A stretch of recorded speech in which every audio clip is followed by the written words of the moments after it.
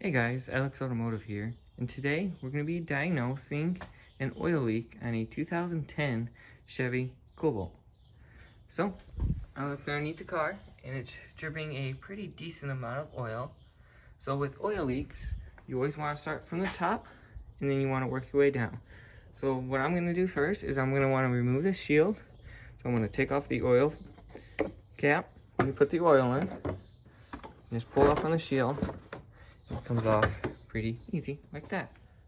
Put that on the ground. So, as for an oil leak, you want to always start from the highest point and work your way down. So, as I was doing that, I saw that there was a large amount of oil right here by the filter cap.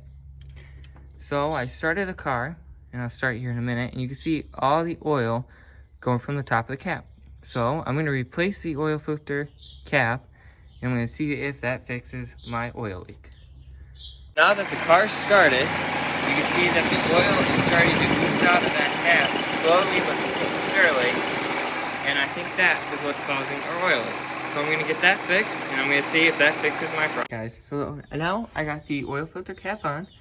I started the car, tested the oil level, make sure everything was good and up to date. And I saw that the oil filter cap is no longer leaking, so I'm going to go take it, clean all the oil up, start it again, and just verify the repair. So that's how you diagnose an oil leak on a 2010 Chevy Cobalt. If you liked the video, please leave a like and subscribe.